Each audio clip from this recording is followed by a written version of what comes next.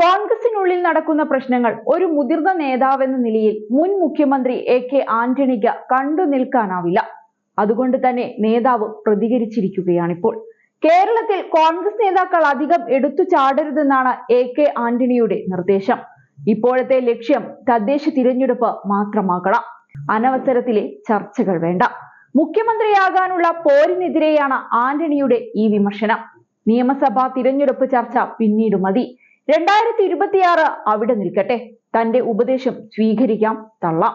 തീരുമാനം എടുക്കേണ്ടത് സുധാകരനും സതീശനുമാണെന്നും അദ്ദേഹം പറഞ്ഞു. ഒന്നിലധികം ഗ്രൂപ്പുകൾ മാറി സംസ്ഥാന കോൺഗ്രസ് സതീശൻ വിരുദ്ധ ചേരിയുമായി മാറിക്കൊണ്ടിരിക്കുന്ന സാഹചര്യത്തിലാണ് എ.കെ. ആന്റണിയുടെ ഈ പ്രതികരണം. ഉപതിരഞ്ഞെടുപ്പുകളിലെ തുടർച്ചയായ ജയങ്ങളും ഗ്രൂപ്പിനതീതമായുള്ള യുവാക്കളുടെ പിന്തുണയും നിയമസഭയിലെ പ്രകടനവുമെല്ലാം സതീശനെ കൂടുതൽ കരുത്തനാക്കുന്നുണ്ട്. ഇത് മുന്നിൽ കണ്ടാണ് കെ സുധാകരനും രമേശും കൂടുതൽ അടുക്കുന്നത്. ആ നിരയിൽ കെ മുരളീധരനും ശശി തരൂരും കൂടിയുണ്ട്. ദീർഘനാളായി മുഖം തിരിച്ച NSS പിണക്കം വിട്ടത് ചെന്നിത്തലയ്ക്ക് ഒരു രണ്ടാം വരവിന് ഊർജമേകുന്നുണ്ട്. എന്നാൽ നായർ ബ്രാൻഡിൽ ഒതുക്കപ്പെടുമെന്ന പഴയ പേടി ഇപ്പോഴും ബാക്കിയുണ്ട്. പാർട്ടി പുനഃസംഘടനയിൽ കരുത്തു കാണിക്കാനുള്ള നീക്കം സതീശൻ വിരുദ്ധ ചേരി ശക്തമാക്കുകയാണ്. KPCC അധ്യക്ഷൻ മാറേണ്ടെന്ന് പറഞ്ഞ് സുധാകരനെ ഒപ്പം നിർത്തിക്കഴിഞ്ഞു ചെന്നിത്തലയും മുരളീധരനും തരൂരും. എതിർവിഭാഗം കരുത്താർജിക്കാൻ ശ്രമിക്കുമ്പോഴും നേരിട്ട് പടവെട്ടാനില്ല VD. സുധാകരനെ മാറ്റാനുള്ള നീക്കത്തിന് ചുക്കാൻ പിടിക്കുന്നില്ല. എല്ലാം ദില്ലിക്ക് വിട്ട് മാറി നിന്നാണ് നീക്കം. ചെന്നിത്തലയുടെ പഴയ വിശ്വസ്തനെതിരെയടക്കം ഒപ്പം എത്തിക്കാനായതാണ് സതീശന്റെ നേട്ടം. ലീഗ് പൂർണ്ണമായും സതീശനൊപ്പം തന്നെയാണ്. മുനമ്പം പ്രശ്നം വഷളാകാതെ പോകാൻ കാരണം സതീശന്റെ ഇടപെടലാണ്. UDF യോഗത്തിലെ കുഞ്ഞാലിക്കുട്ടിയുടെ പുകഴ്ത്തൽ കൃത്യമായ സന്ദേശമാണെന്ന വിലയിരുത്തലുമുണ്ട്.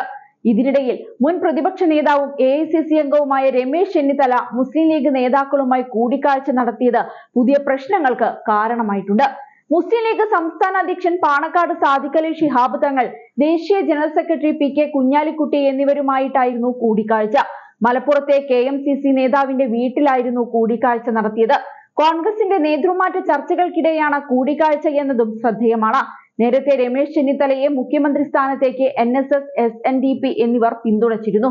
ഇതിനു പിന്നാലെയാണ് സമസ്തയുടെയും അതിനൊപ്പം മുസ്ലിം ലീഗിന്റെയും പിന്തുണ ചെന്നിത്തല ഉറപ്പാക്കുന്നത്.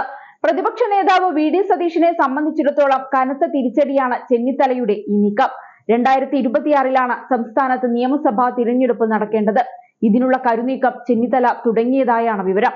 2021 നിയമസഭാ തിരഞ്ഞെടുപ്പ് തോൽവിക്ക് പിന്നാലെയാണ് കോൺഗ്രസിൽ നേതൃമാറ്റമുണ്ടായത്. ഇതോടെ പ്രതിപക്ഷ നേതാവ് എന്ന സ്ഥാനം തെറിച്ച ചെന്നിത്തല ഹൈക്കമാൻഡിന്റെ നിർദ്ദേശപ്രകാരം ദേശീയ രാഷ്ട്രീയത്തിൽ ശ്രദ്ധ കേന്ദ്രീകരിക്കുകയായിരുന്നു. എന്നാൽ നിയമസഭാ തിരഞ്ഞെടുപ്പ് അടുത്തതോടെ സംസ്ഥാന രാഷ്ട്രീയത്തിലും പാർട്ടിയിലും രമേശ് ചെന്നിത്തല വീണ്ടും ശക്തിയായി മാറുന്നതിന്റെ സൂചനകളാണ് കാണുന്നത്. ഉമ്മൻചാണ്ടിയുടെ അനുയായികളുടെ പിന്തുണയും ഗ്രൂപ്പിനതീതമായി ചെന്നിത്തലയ്ക്കുണ്ട് എന്നാണ് വിവരം. അതിനിടെ സുധാകരനെ ഒതുക്കി പാർട്ടി പിടിക്കാനുള്ള സതീശന്റെ നീക്കത്തിനെതിരെയും പാർട്ടിക്കുള്ളിൽ വികാരമുണ്ട്. ഇതെല്ലാം കണക്കുകൂട്ടിയുള്ള നീക്കമാണ് ചെന്നിത്തല നടത്തുന്നത്. വിവിധ സമുദായ സംഘടനകളുടെ പിന്തുണ ഇതിനോടകം ചെന്നിത്തല സ്വന്തമാക്കിയിട്ടുമുണ്ട്.